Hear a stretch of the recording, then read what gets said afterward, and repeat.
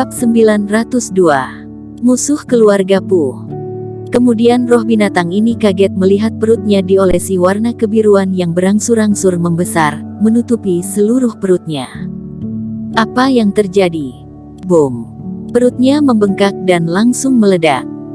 Roh binatang itu menjerit dan melihat sesosok orang yang keluar dari tubuhnya, dan itu adalah manusia yang barusan ditampar mati olehnya.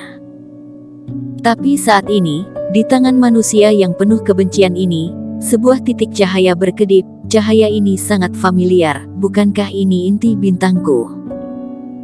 Roh binatang memandangi segala sesuatu yang ada di depannya dengan lesu, tubuhnya lambat laun berubah menjadi kabut putih dan menghilang dari dunia, sampai dia mati pun dia tidak mengerti mengapa situasi seperti itu terjadi. Di mata Ye Zun dan yang lainnya, adegan mereka lihat sama sekali berbeda. Roh binatang sama sekali tidak menyerang Eric Kin. Setelah melihat mereka, ia menarik kembali tamparannya dan berbaring untuk tidur, dan dihajar hingga mati oleh Eric Kin. Melihat roh binatang yang mereka coba untuk bunuh susah payah begitu mudahnya dihancurkan oleh Eric Kin, mereka bertiga sedikit tercengang.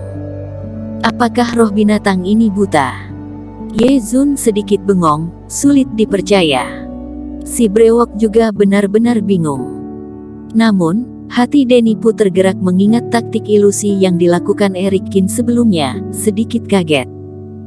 Jurus kutukan mati yang dikombinasikan dengan jurus api biru benar-benar berhasil.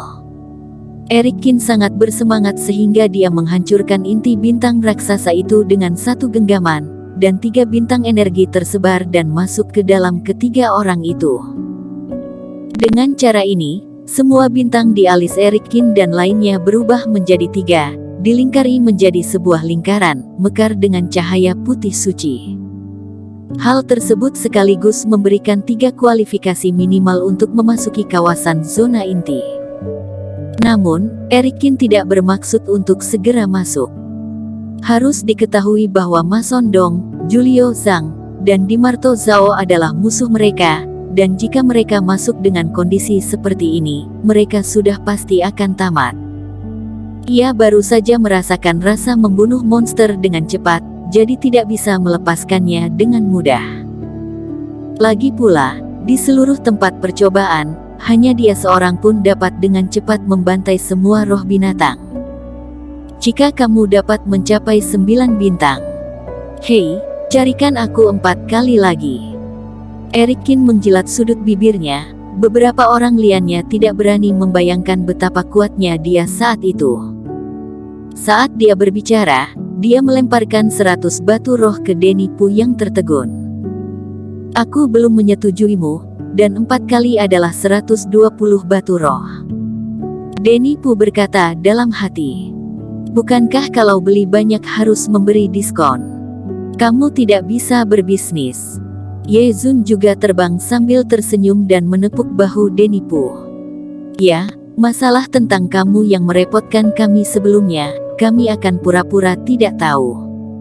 Si brewok juga berkata.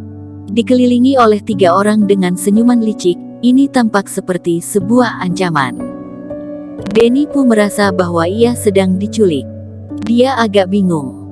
Dengan identitasnya di dunia tersembunyi, kecuali beberapa keluarga yang ia musuhi. Bagaimana dia bisa bertemu dengan orang-orang tak tahu malu dari luar dunia ini? Lupakanlah, ya sudah 100. Tapi Denny Pu dengan cepat memikirnya dan menggertakkan gigi untuk mengumpulkan batu roh. Bahkan dia juga sedikit penasaran, bagaimana Eric Kin bisa cepat membunuh roh binatang. Jika dia bisa mempelajarinya juga bisa menjadi cara yang baik untuk mendapatkan batu roh. Selanjutnya, Denny Pu sengaja menemukan 4 roh binatang berbintang 4 untuk Eric Kin, namun hasilnya jauh di luar dugaan mereka bertiga. Kecepatan perburuan monster Eric Kin tidak melambat karena pengerahan tenaga fisik, tetapi menjadi lebih cepat dan lebih cepat. Pada roh binatang yang terakhir, Eric Kin mengulurkan tangan dan mengarahkannya ke atas kepala roh binatang, semudah menyentuh kucingnya sendiri. Tapi di saat berikutnya, roh binatang yang sebesar gunung ini berkedip dan menghilang karena syok. Keajaiban macam apa ini? Si brewok menyeka keringatnya, merasa tangan Erikin terlalu menakutkan. Sayang sekali mati pada sentuhan pertama. Ini sihir. Ye Zun juga memiliki kulit kepala yang mati rasa. Jika trik ini digunakan pada musuh, pemandangannya sulit dibayangkan. Melihat kekuatan hebat Erikin, Denipu sudah menyingkirkan pikirannya yang sombong, menatap Erikin, matanya semakin cerah. Jika Erikin bisa mengontrol setiap roh binatang dengan begitu leluasa, bukankah untung kalau dia bekerja sama dengan dirinya sendiri? 4 roh binatang pun dimusnahkan, dan semburan bintang di tengah alis Erikin berevolusi menjadi bintang 4. Ia merasakan lonjakan kekuatan energi bintang yang melonjak di tubuhnya. Erikin juga lumayan merasa puas. Mari kita pergi. Erikin melihat Ye Zun. Ia tidak berniat untuk memasuki zona inti, tetapi bermaksud untuk beristirahat. Setelah membunuh 9 roh binatang, Erikin juga sedikit lelah. Jangan, kalian tunggu. Denipu sedang memikirkan bagaimana cara bekerja sama. Melihat Erikin pergi, dia berpikir bahwa Erikin akan pergi dari sini sepenuhnya. Dia langsung cemas. Loh, apakah ini pemaksaan jual beli? Kata Ye Zun dalam hati. Mungkinkah Denipu begitu baik dan ingin memberi mereka sedikit kesempatan? Jangan salah paham, aku ada ide untuk kerjasama yang bisa didiskusikan denganmu. Denipu terbang ke tanah, tersenyum dan menatap Erikin dengan ekspresi tidak berbahaya. Kalian pembohong ingin bekerja sama dengan kami? Tanya Ye Zun penasaran. Jangan bilang begitu. Meski aku rakus akan uang, aku selalu sangat disiplin dalam melakukan sesuatu. Denipu tersenyum. Erikin, apakah kamu tertarik? Pergi untuk berburu roh binatang, aku tidak akan meminta batu roh darimu. Baik sekali, apakah kamu memiliki persyaratan lain? Kata Erikin dengan jijik. Tentu saja syarat aku, kamu harus membunuh roh binatang sesuai dengan waktu yang aku katakan. Aku bilang bunuh, kamu harus segera bunuh roh binatang. Sial, kamu cukup gelap. Erikin sedikit terdiam, dan langsung mengerti pemikiran Denipu. Dia akan bertindak sendiri dan membunuh para penjudi yang bertaruh. Tapi kamu tidak membutuhkan aku. Karena kamu berani melakukan hal semacam ini, kamu tentu memiliki cara untuk menang, kata Erikin. Hehe, memang seperti itu sebelumnya. Tapi aku akhirnya mendapat masalah. Denipu tersenyum pahit. Erikin, kamu mungkin tidak tahu bahwa meskipun keluarga Pu terkenal dengan ramalan kita, tapi bukannya kita tidak memiliki lawan.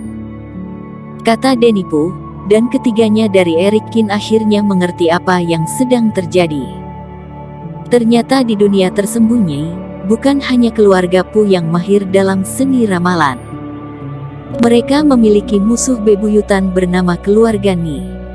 Sebenarnya kedua keluarga itu memiliki keinginan yang sama, tapi entah bagaimana mereka akhirnya bertengkar.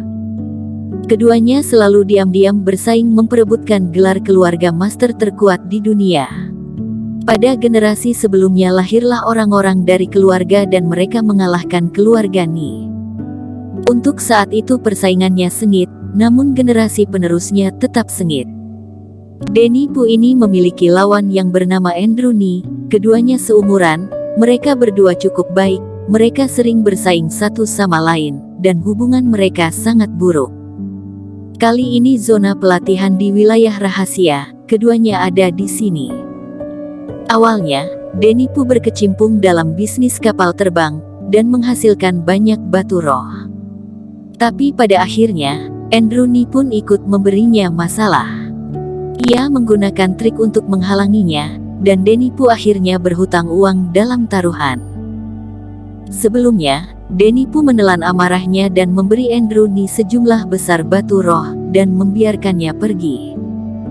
Tak disangka, setelah beberapa hari menghilang, orang ini datang lagi dan memerasnya untuk memberinya 500 batu roh. Bersambung. Terima kasih telah menonton video ini sampai akhir. Jangan lupa subscribe dan nantikan kisah episode selanjutnya hanya di Novel Story. Salam.